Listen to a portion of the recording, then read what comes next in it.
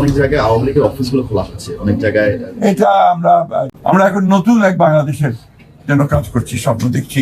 আমাদের নেতা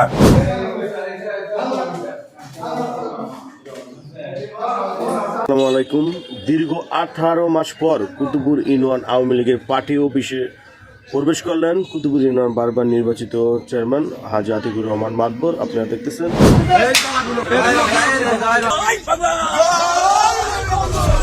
নির্বাচনের পর দেশজুড়ে আওয়ামী লীগের কার্যালয়ে তালা খোলার ঘটনা সামনে এসেছে। বাংলাদেশের রাজনৈতিক অঙ্গনে আবারও নতুন করে আলোচনার জন্ম দিয়েছে আওয়ামী লীগের দলীয় কার্যালয় খুলে দেওয়ার বিষয়টি।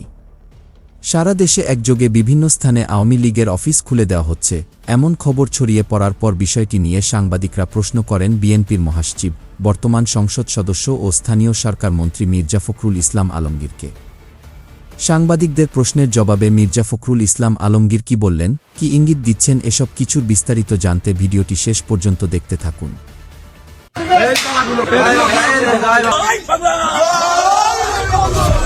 নির্বাচনের পর দেশজুড়ে আওয়ামী লীগের কার্যালয়ে তালা খোলার ঘটনা সামনে এসেছে। নেতাকর্মীরা কেউ তালা ভেঙে প্রবেশ করছেন, কেউ দিচ্ছেন স্লোগান, আবার কোনো কোনো জায়গায় প্রতিপক্ষের হামলার মুখোমুখি হচ্ছেন। এরকম খবর উঠে আসছে সংবাদ মাধ্যমে। কিন্তু এই তৎপরতা কি দলীয় নির্দেশে হচ্ছে নাকি ব্যক্তিগত উদ্যোগ? যেখানে প্রায় 1.5 বছর যাবৎ নিষিদ্ধ রয়েছে আওয়ামী লীগের রাজনৈতিক কর্মকাণ্ড, সেখানে হঠাৎ কেন নেতাকর্মীরা ঢুকে পড়ছে কার্যালয়ে? এর পেছনে দলীয় নির্দেশনা নাকি রাজনৈতিক সমঝোতা? এসব প্রশ্ন এখন বিভিন্ন মহলে আলোচনার কেন্দ্রে। ডক্টর মোহাম্মদ ইউনূসের নেতৃত্বাধীন অন্তর্বর্তী সরকারের সময়ে আওয়ামী লীগের রাজনৈতিক কর্মকাণ্ড নিষিদ্ধ করা হয়েছিল। ফলে দলটি ত্রয়োদশ জাতীয় সংসদ নির্বাচনে অংশ নিতে পারেনি। তবে নির্বাচনের পরপরই দলটির নেতাকর্মীরা ঢাকা সহ সারা দেশে জেলা ও উপজেলার দলীয় কার্যালয় খুলে প্রবেশ করেছে। গত এক সপ্তাহে চাঁদপুর, ঠাকুরগাঁ, সাতক্ষীরা, বরগুনা, খুলনা, নারায়ণগঞ্জ, শরীয়তপুর, নোয়াখালী, জামালপুর, রাজবাড়ী ও পটুয়াখালী সহ আরো কয়েকটি এলাকায় জেলা, উপজেলা ও ইউনিয়ন পর্যায়ে বন্ধ থাকা কিছু কার্যালয় খুলে জয় বাংলা স্লোগান দিয়ে নেতাকর্মীরা প্রবেশ করেছেন, এমন খবর প্রকাশিত হয়েছে বিভিন্ন সংবাদ মাধ্যমে।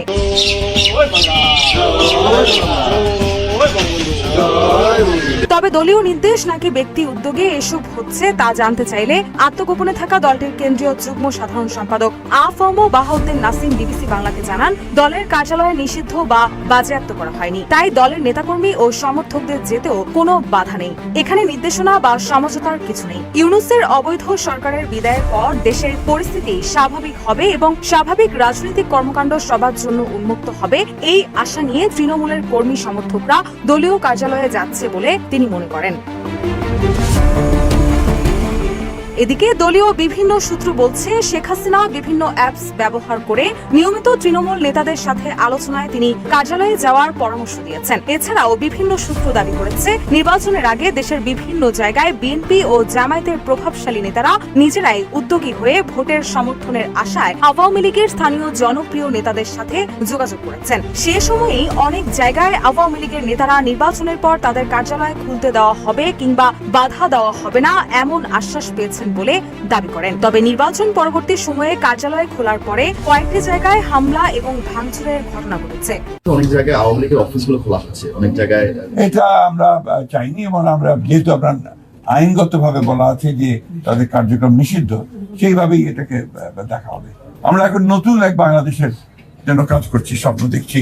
আমাদের নেতা, আমাদের তরুণ নেতা, আমাদের দলের চেয়ারম্যান এবং বর্তমান প্রধানমন্ত্রী তারেক রহমান সাহেবের নেতৃত্বে, এবং অতি অল্প সময়ের মধ্যেই তিনি যে দেশের মানুষের মধ্যে যে একটা অবস্থান করে নিয়েছেন যে তিনি কাজ করে শুরু করেছেন এবং কাজ করবেন, এবং তার বিভিন্ন কর্মপদ্ধতিতে সেটাই প্রমাণিত হচ্ছে। আমরা বিশ্বাস করি, আশা করি যে বাংলাদেশ জাতীয়তাবাদী দল তার নেতৃত্বে আরও শক্তিশালী হয়ে উঠবে, এবং এই সরকার, যে সরকার গঠন করা হয়েছে তার নেতৃত্বে, সেই সরকার সফল হবে বাংলাদেশকে তার ইচ্ছিত লক্ষ্যে নিয়ে যেতে, এবং সত্যিকার অর্থেই একটা সুখী সমৃদ্ধ বাংলাদেশ গড়ে তুলবে, যা আমাদের প্রতিষ্ঠাতা শহীদ প্রেসিডেন্ট জিয়া রহমানের আমাদের লক্ষ্য ছিল। আমরা আশা করব যে আমাদের বাংলাদেশের সব মানুষ আমাদের দলকে সহায়তা করবে পূর্বের মতো।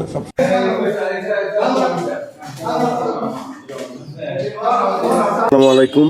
দীর্ঘ 18 মাস পর কুতুবপুর ইউনিয়ন আওয়ামী লীগের পার্টি অফিসে প্রবেশ করলেন কুতুবুর ইউনিয়ন বারবার নির্বাচিত চেয়ারম্যান হাজী আতিকুর রহমান মাতবর। আপনারা দেখতেছেন তিনি কিন্তু ইতিমধ্যে প্রবেশ করে পার্টি অফিসে প্রবেশ করলেন। ঢোকার পরে তিনি নেতাকর্মীদের নিয়ে বসলেন, মত বিনিময় করলেন। 21শে ফেব্রুয়ারি উপলক্ষে আপনারা দেখতেছেন দীর্ঘ 18 মাস পর কুতুবুর ইউনিয়নের যে পার্টি অফিসটি রয়েছে সেই পার্টি অফিসে কিন্তু প্রবেশ করলেন হাজী আতিকুর রহমান মাতবর। সেই সাথে আমি দেখতেছি কুতুবুর ইউনিয়নে আওয়ামী লীগের অনেক নেতাকর্মীরা রয়েছে, ছাত্রলীগ, যুবলীগ, অন্যান্য নেতৃবৃন্দ কিন্তু উপস্থিত রয়েছেন। তো সবাই ভালো থাকবেন, সুস্থ থাকবেন। প্রিয় দর্শক, আমি দেখতেছি এইমাত্র প্রবেশ করলেন মাদারীপুর জেলা ছাত্র দলের যুগ্ম আহ্বায়ক, আওয়ামী লীগের যে পার্টি অফিসটি রয়েছে কুতুবুর ইউনিয়নে, সেখানে কিন্তু আমরা দেখতেছি তার নেতৃবৃন্দ নিয়ে কিন্তু তারা এসেছে।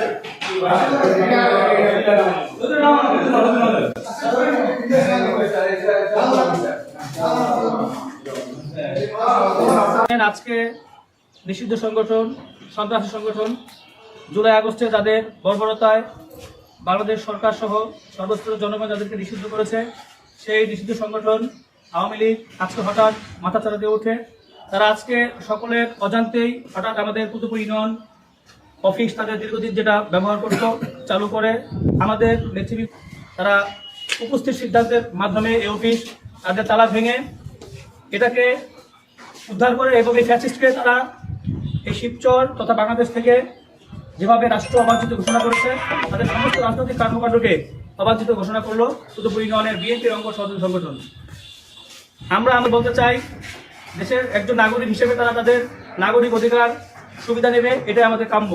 কিন্তু ওরা কিছু রাজনৈতিক সহিংসতা করার চেষ্টা করলে কুতুবুর ইউনিয়ন বিএনপি নয়, সারা বাংলাদেশের সর্বস্তরের জনগণ তাদেরকে সব কাজে প্রতিহত করবে।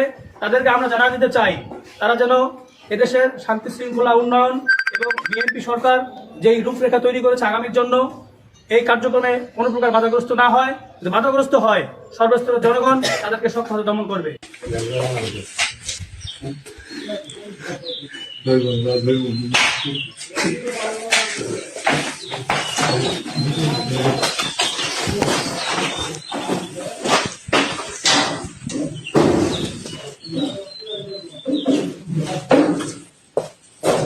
প্রিয় দর্শক, আজকের এই বিশ্লেষণে বিএনপি নেতা এবং স্থানীয় সরকার পল্লী উন্নয়ন মন্ত্রী মির্জা ফখরুল ইসলাম আলমগীরের এই বক্তব্য নিয়ে আপনাদের কি বক্তব্য তা অবশ্যই আমাদের কমেন্ট করে জানাতে ভুলবেন না।